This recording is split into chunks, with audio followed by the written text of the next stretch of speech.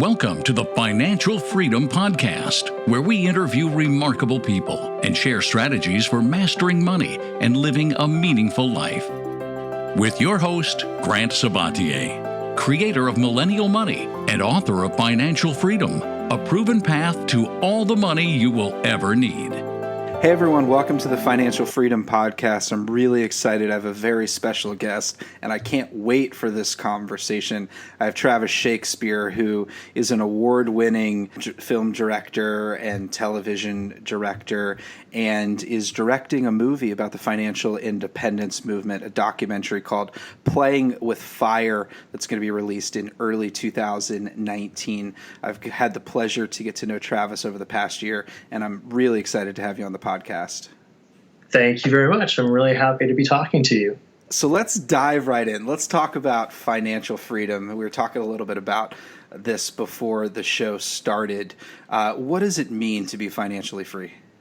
Well, that's a great question, and I think a lot of people have different opinions about what that means. For some people, it just means never having to work again in order to provide their basic needs. For other people, it means having enough money put aside that they can begin to take greater risks. You know, one of the things that I've come to really understand over the process of making this film is that I always thought going into it that it was sort of an all or nothing thing, that you were either not financially independent or you were financially independent. And it turns out that there's all of this grayscale in between 0 and 100. And every step toward full financial independence is another step toward your own freedom and your ability to live a life that's value-based, I guess I would call it.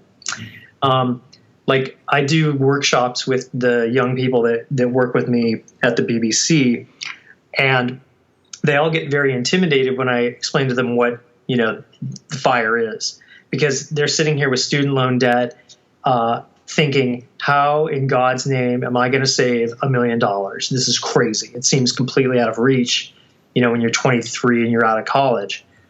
But when I start breaking it down and say, look, if you have 1 week's expenses saved, when your car blows up, you're not going to be on the street. You're going to be able to fix your car. If you have 1 month saved, you might be able to make some other choices about the jobs that you're starting to take in your career. If you've got a year of money saved, now you have real possibilities opening up. You can travel, you can quit your job and pursue a passion project, So for me, financial independence is really a grayscale. And I should also note that when people have reached full financial independence, that doesn't necessarily mean that they've sort of landed on what makes them happy or how they want to live their lives anyway.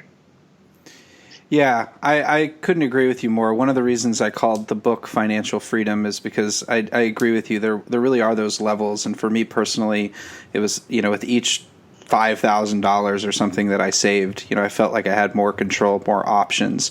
And to your point, once I reached financial independence, I realized really kind of how little I knew, about what actually did make me happy.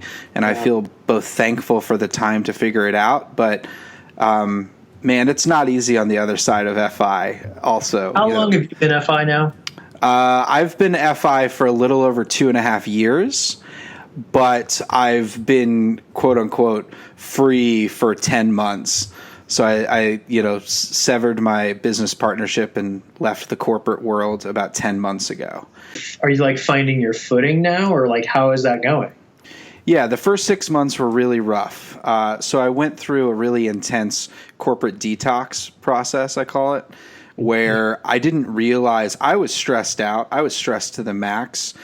Before I left, I could feel that. I knew that. I gained a lot of weight. I was having some, blood pressure issues. I was having trouble sleeping. Everything my body was telling me, you have run ragged. You've run too hard. But I actually didn't realize how stressed I was until I started, detoxing. And what I mean by that is the first 2 or 3 months, not only, my brain was just really kind of foggy. It was an intense process where I didn't realize just how much had built up in me over that period. And it took about 6 months before I realized I was actually sitting, I was in Europe and I was sitting on a patio and I was like, what is this feeling? I couldn't name how I felt. And I realized that for the first time, maybe ever, I was actually at peace.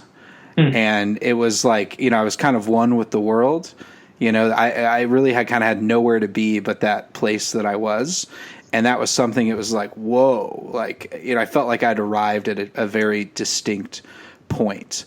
And what did you do all day when you were detoxing? How did you spend your time? The reason why I'm asking is because I've been, I would say I'm basically financially independent now, and I haven't quit my job. And when I kind of fantasize about what that's going to look like, I'm not quite sure, what am I going to do with myself? When you're not the master of your own time, but your days are filled, from work, as you well know, you almost lose, I think, the habit or the muscle of filling your own day. Yeah, I think there's a few things that I'd recommend. You have to learn to give yourself permission to not fill your time productively. I would feel kind of guilty before about maybe, sleeping in too late or, being lazy. I literally forced myself because I knew how kind of overworked I was. I forced myself to do nothing.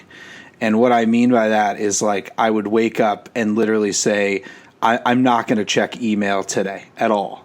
Not even log in, turn my phone off.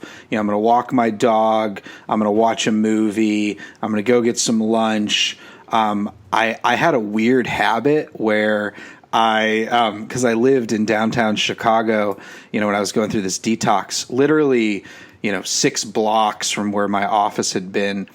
And occasionally during kind of the middle lunch rush hour, I would just take a walk back down through downtown Chicago and just watch people and just kind of listen and just remember how intense I felt and how, I tried to re-identify with what I had, wanted to escape. And one of the things that I realized, and I'd never felt this in my life, I started to see people's sadness. I started to see just how stressed other people were too. And that's something I never would have noticed before because I was always in my head or rushing to a lunch or rushing to a meeting. I'd never, I had to experience kind of nothingness and doing nothing in order to truly see what other people are going through. I could see myself in them. And so just giving myself permission, do nothing for this week, just nothing. And when you kind of give yourself permission to do nothing, to me, things started opening up. I found myself reading a book that I'd put on the shelf 2 years ago. I found myself listening to, a podcast that, I randomly discovered. I just randomly one day laid in the park with my dog and I realized, I hadn't laid in the grass probably for over a decade, and those things that the doing nothing, it was kind of like I was trying to swing the pendulum intensely in the other way, that nothingness actually created the grounds with which I think sort of new energy or new seeds could be, germinated. So when are you going to make the leap, man? I'm not sure yet. I have a funny path because, I worked hard to get to where I'm at because I wanted to work in the entertainment industry. So in a strange way, the job is a reward, Yeah. Oh yeah. I definitely know. It's not like I talked to a lot of people over the past few years who have quit their jobs, but they were really truly miserable in their job. I'm not miserable. I definitely get stressed out, like you were talking about. Like, it's like a lot of work, and sometimes I wish that I could just work 30% less or something like that. You know. But I've also been toying with the idea of taking like a 6 or 12 month long sabbatical.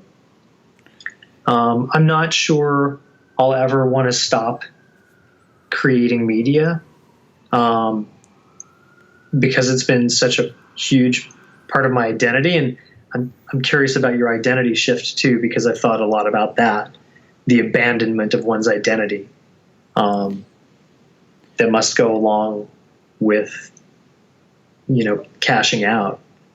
I've been thinking a lot about story in general and how so much of everything in business, from being a good salesperson to connecting with people to being a good manager, has so much to do with storytelling and connecting on a one-to-one human level. And I also have been thinking a lot about the construction of the self. Like I mentioned, how we tell these stories about ourselves and we selectively remember certain things and we attach to them.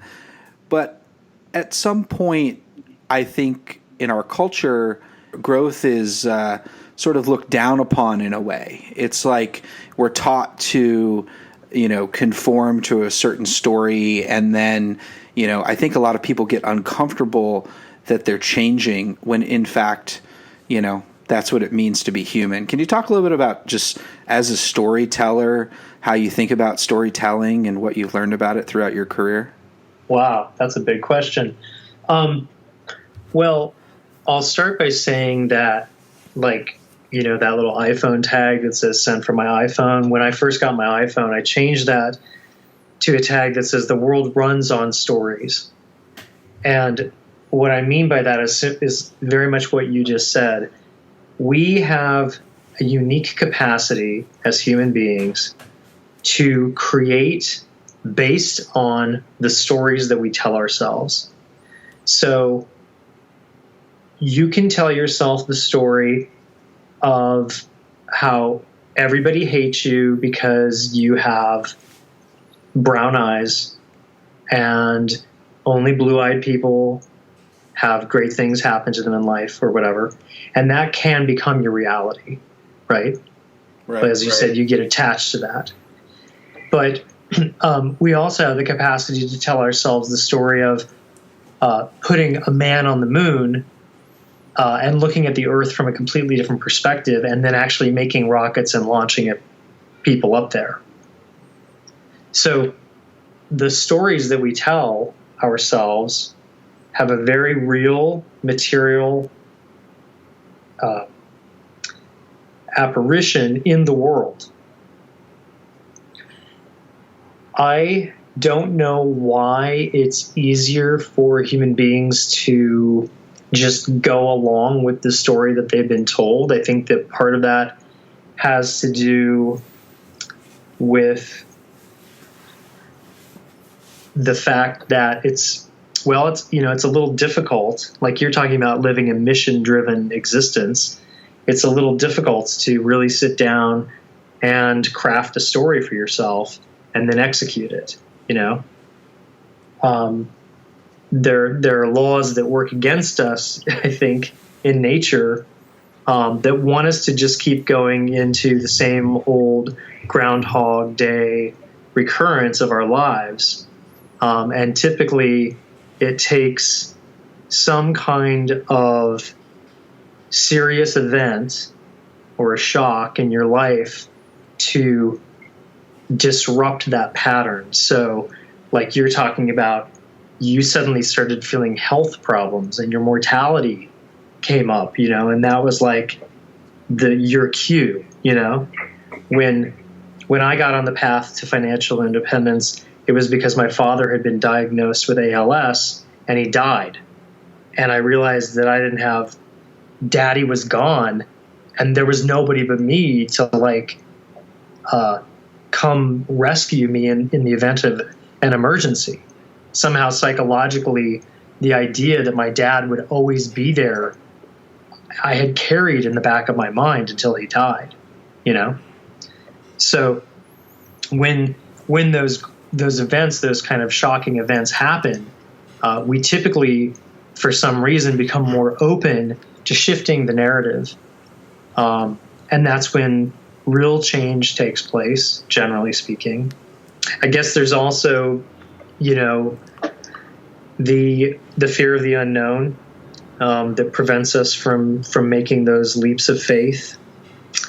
But the funny thing about life is that whether or not you feel prepared to take a leap of faith, you know, life will do it for you if you don't. You know, you'll get hit by a real bus or something like that. One of the things that I think is happening in our culture with just increased, you know, depression and younger people just really struggling is the fact that not only is the world moving at kind of hyper speed, but, you know, the online world in a way has made it both paradoxically easier for us to kind of share our stories, but also more difficult for us to be distinctive or for us to stand out. I'd love your thoughts on just culturally what you think, you know, the paradox kind of technology in making story easier to share, but at the same point, you know, why is it making us so unhappy? It's a great question. One of the things that's amazing about the internet is that we have like Google, right? So, but Google is now our main source of information, right? And it's ubiquitous and it is finite, right? Like Google doesn't have all the answers to the universe, but it has a lot of information. And we are now in this digital age where everybody sources from the same pool of information. Right. It appears to be authoritative and complete, right? Right. But it's not. That is a total illusion, and it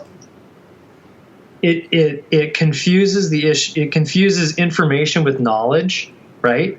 Absolutely. Like, you can go and get the answer off of Google. I think this is one of the problems where, like, you know, they've done all these studies on millennials having impostor syndrome, and I've seen this in my life with the young people that I've worked with who have impostor syndrome. You can Google all the information that you want about whatever thing you're into, your job or your makeup or whatever. But if you don't have the real experience and knowledge to support what the information kind of is telling you about, it's actually very empty and vapid.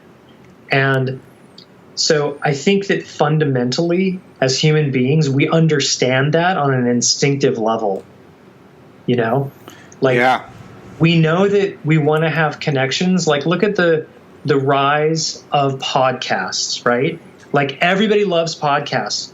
What are podcasts? They're just conversations. They're deep, hopefully in the best way, they're deep conversations. And what we really want, one of our primal desires, is to have a deep connection with other living things. And when you are sitting around looking at Instagram and binge watching content in order to try to get that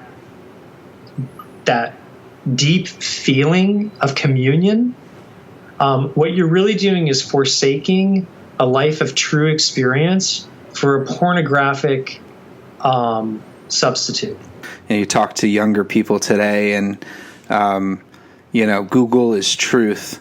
You know, the studies show that, you know, young kids, they just don't have critical thinking skills because, you know, they know that literally any piece of information is readily accessible, but they don't know how to filter it. You know, they take the first result of Google as being, you know, capital T truth, as opposed to just, an opinion. And I think the really scary thing is that when you think about these sort of relevancy algorithms, the Google SEO, the relevancy is based on things like time on site.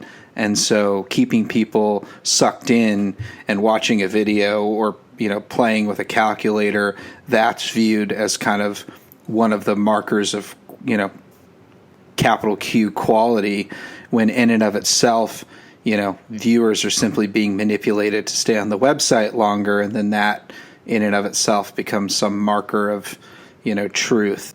But I wanted to switch now. Let's switch to money, and we could talk a little bit about, you've spent the past year working on this financial independence documentary. What's the biggest surprise? Biggest surprise is that it's a bit of a red herring, I mean, I hate to say this because I made a movie about the path to financial independence, but financial independence in a way just isn't the point. Right. As you've been describing, as we're kind of circling around, I think that's the biggest surprise. I think the other big surprise is that even though we may find ourselves financially independent, as we touched on, that doesn't necessarily mean that your life is going to change for the better. Like, I love Brandon, the mad scientist story of how he was going to travel around the world, and then he and Jill decided to go travel around the world, and they hated traveling around the world. Right. Like, that's the perfect example. Like, their plan was to have the Instagram life, and all they needed to do was just get enough money and get the right amount, and blah, blah, blah. And they were wrong. They were just completely wrong about themselves. Yeah, and I'll say that being on the other side of FI, there's some scary shit too. There really is. When you literally don't have to work for money and you can kind of wake up and do what you want, some days your mind takes you in some weird places.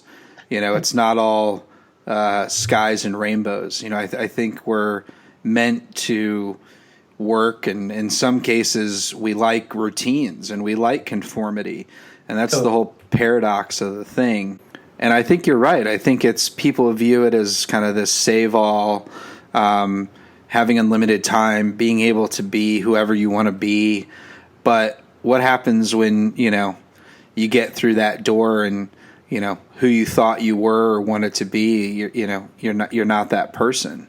And then if you've done it early, you've got, 40, 50 years to exist in that kind of liminal space. Because, man, trying to make money and needing to make money, it gives us purpose. That's right. It gives people a reason to get up in the morning. And that's there's no right answer here. I think that's what I realized. There's only kind of existence. There's always happiness. There's not happiness without suffering. There's not, kind of paradise without struggle. It's not having to worry about money is great, but then you have to find something else to think about and something else to worry about. Yeah, and frankly, it's a lot easier to have that handed to you. Like, when we are kids, we become educated, and part of our education is to stop thinking, right? To just follow the rules, right? And so as creatures of habit, that becomes very comfortable for us. And as I was saying, like, something in us loses the ability to be autonomous, which is what we are ostensibly looking for in financial independence, is to have autonomy. But we're not necessarily psychologically outfitted for autonomy, although I do believe that it's inherent in our natures to be able to be autonomous, and something naturally will find its way. Can you talk a little bit about, being an artist? And I agree with you that even without money, you can feel immensely free. Can you talk about that? Yeah, well, what I had mentioned to you before you recorded was that when I was with Vicki Robin up at Camp Mustache, we kind of happened upon the connection that the children of the 60s, right, the countercultural movement that had rejected the standard narrative of the time, was very similar to the path of the people pursuing financial independence today. There was one big difference, which is that the Bohemians didn't care about making money, and they could live on literally peanuts, and they would. They didn't have this drive to kind of create financial security for themselves. I don't really know where that came from.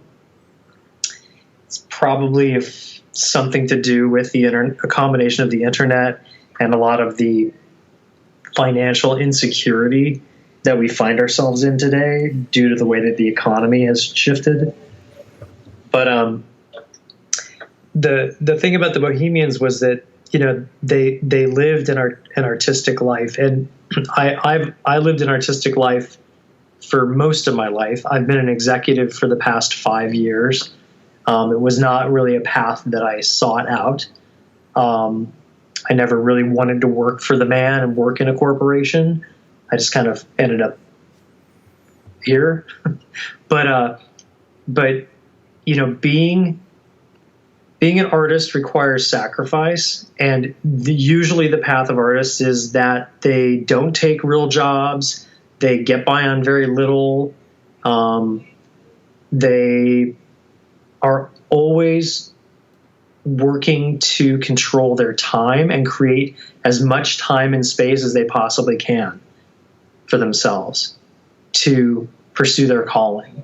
So you see the analogy of the FIRE movement, right? Yeah, totally. What were you asking me about being an artist? What was the question specifically? Simply, money. You can feel free with no money. Can you feel free with no money? Yeah, absolutely. You can feel free anytime. Once you have your basic freedom, i.e. you're not actually a slave or you're not actually in prison, you have the capacity to create a sense of freedom for yourself. Maybe this isn't a great analogy, but I'll throw it out there anyway. LA, where I live, has a huge homeless problem right now. There's something like 50 or 60,000 homeless people on the streets of Los Angeles. Many of them have mental illness and addiction problems and things like that. But a lot of them don't. And I was talking to the cops. There's a whole section of LAPD whose entire job is to offer services to the homeless. And I said, "How's it going? How's your job going? This must be a huge, painful task that you guys have to undertake." And he said, most of them refuse the services. I said, "Why?" He said, "Because they want to be free.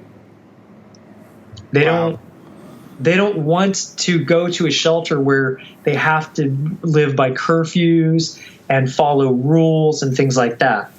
Now, again, I'm not trying to be insensitive to homeless people, and that's maybe not the best analogy. But the point that I'm making is that the drive for freedom is very profound in the human experience, and it can be created at any level of wealth. Yeah, I think you're absolutely right. Looking back on my own journey, I realized that bought into the idea that I did need to reach financial independence in order to be, fully free. When you're right, it's a choice.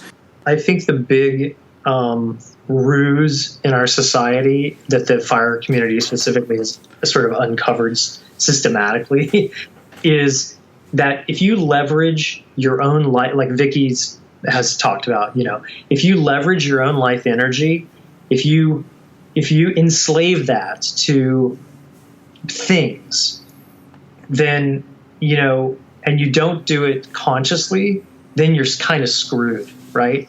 Yeah. When I was a young guy living in New York City, I was an actor. I lived with a friend in Hell's Kitchen in a studio apartment. We had 2 twin beds.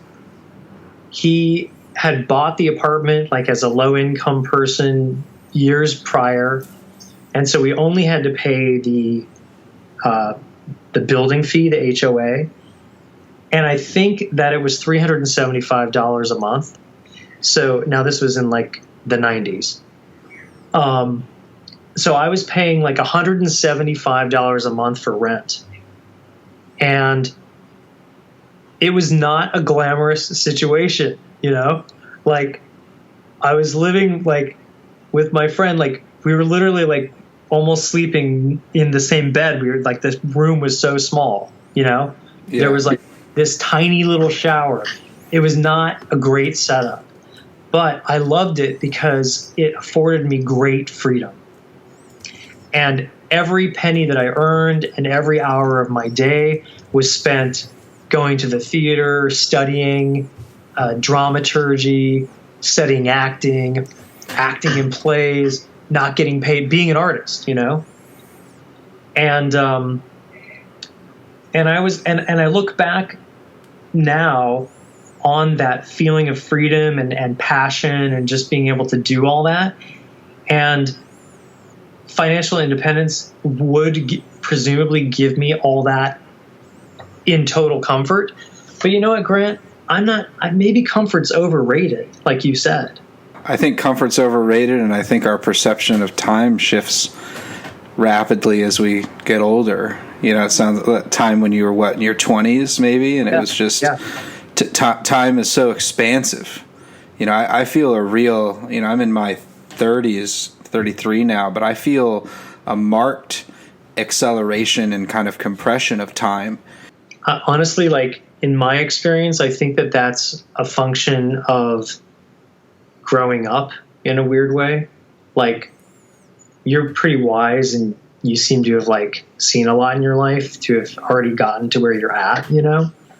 I don't think I was anywhere near as wise as you are when I was 33, but I find time to be becoming more expansive, like less constrained, which is very ironic given the fact that I'm closer to my own death, presumably. I look back and like, although my 20s were rich with like experience and, you know, I moved to New York right out of college and like I was excited and like all this great stuff was happening and it was really raw and great. It was also really nerve-wracking because I didn't really know what was up. Yeah. And I found my 30s to be more about really having to hunker down and, for one thing, give up the illusion of what I thought my life was supposed to become. Because by the time you turn 33 or so, you know, you've kind of gone through the first major crisis where you're like, wait a minute. Did somebody lie to me about all this or what? Right. You know, like, this is not the way the script was written. I don't get who gave me the wrong book, you know? And that's just like, you know, the first of many crises that will hit your life. But I think that it makes you feel that kind of constraint, which is kind of weird because you're free, you know? So to have that happening at the same time is a really interesting phenomenon. No, I really appreciate you sharing your perspective there. And Vicky shared something similarly. She said, you know, time is a pond now. Part of my own growth is letting go and being open to whatever's next, as opposed to always trying to shape it, if that makes sense. Totally.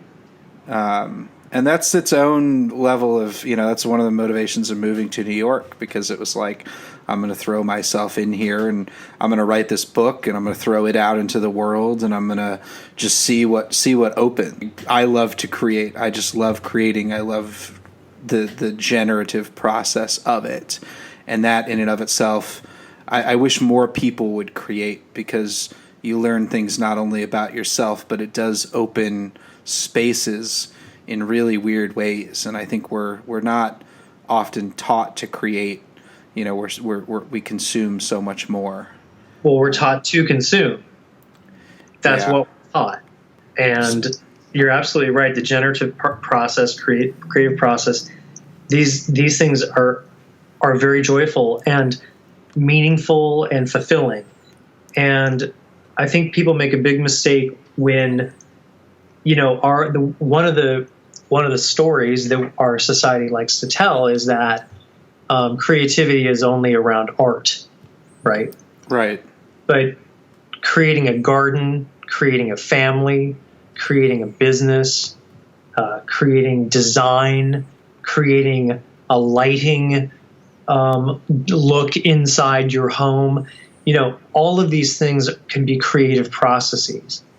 And I think if everybody were to tap into some form of creative process that they really get a lot of fulfillment from, you might find less depression and suicide and, the things that you brought up earlier.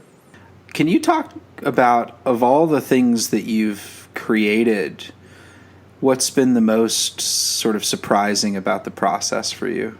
I don't know if surprising is the right word, but the thing that I'm really enjoying right now in my life and in my creative process is that the majority of the time that I've spent pursuing creativity has been about skill building. So it kind of goes to that 10,000 hours idea, of practice. Yep. How do you get to Carnegie Hall? Practice. Once you get your 10,000 hours in, it is possible to basically take your hands off the wheel and let that be what it is, because there's a muscle memory and there's a truth and an efficiency in that process. And so what I'm trying to say is that before I had this kind of revelation that I could take my hands off the wheel creatively and allow something to become what it is going to become, kind of like when you have a kid, like you want to like guide and enforce rules and like do the right thing and be the right kind of parent and, make sure that the kid gets to do all the things that kids have to do and goes to the soccer and, studies this and blah, blah, blah. But all of that effort and trying to control is not going to change the outcome of what that child becomes. Like there's something innate in the kid that every parent, everybody that's ever had a kid will tell you that their minds were blown because it just didn't turn out the way they thought it was going to. The same thing applies to the creative process.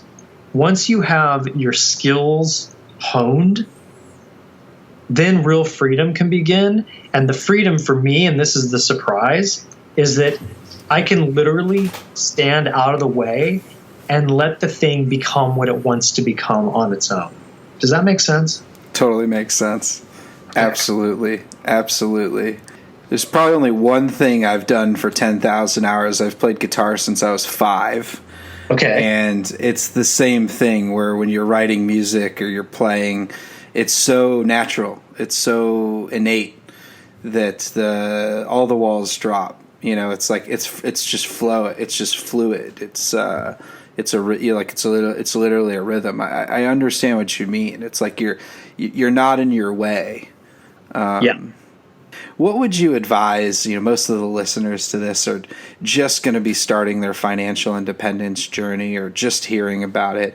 What would you advise someone just starting out to focus on now that you know so much about it? I do still think that there's incredible power behind the path itself and getting a quarter of the way, halfway, or all the way to financial independence. I think it's a worthy goal. I think that it's important not to be myopic about it and just get like obsessive and make that your only goal, because as we talked about, you may find yourself 10 or 15 years down the line a miserable person who just can't wait to quit their job and then fully ill-equipped to live an autonomous life psychologically. So my advice would be to begin to build both simultaneously. I think it would be better and wiser to take your foot off the gas to just getting to your number or whatever, and along the way practice creating a life of fulfillment, creativity, and meaning along the way. I think that's the most important thing, because then you'll really have the pot of gold at the end of the rainbow, because you'll have both the psychological equipment and the financial means to kind of go do, be whatever it is that you think that you want to do.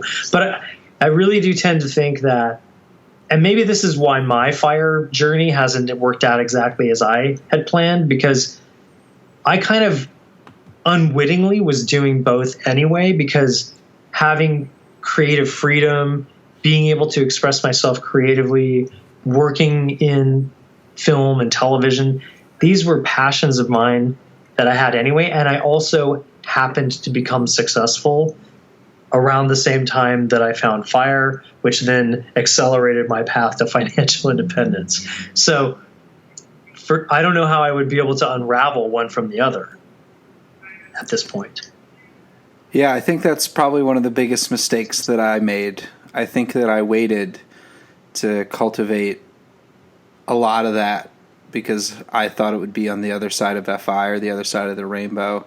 I don't know if I would have had time. I was so crazy. Yeah. But I do wish, now I'm playing a little bit of catch up, but I got some time. But I really appreciate you sharing that perspective. And I couldn't agree more that, FI, being FI, pursuing FI, it's a part of an identity. It shouldn't be an identity. Yeah, and also, like, if you do both simultaneously, if you're creating a life of meaning and value for yourself along the way, then whether or not you get to FI kind of won't really matter, because you could end up dying halfway there anyway. Hey, Travis, this has just been a real pleasure. I really appreciate you taking the time to be on the podcast and share your insights and your expertise and your wisdom with the audience. I can't wait to see the trailer of Playing with Fire at FinCon coming up here, and the movie. I'm so excited. I know everyone else is excited as well. I really appreciate you being on the podcast. Thanks. We're really, really excited to share this story with the world. I mean, I cannot wait to see what people say when they've never been exposed to this before, and see what this community is doing. I mean, it is quite remarkable. So thank you. And it's been a pleasure talking to you. I appreciate your wisdom as well. To learn more about Playing with Fire, the financial independence documentary, and to support the project on Kickstarter, visit playingwithfire.co.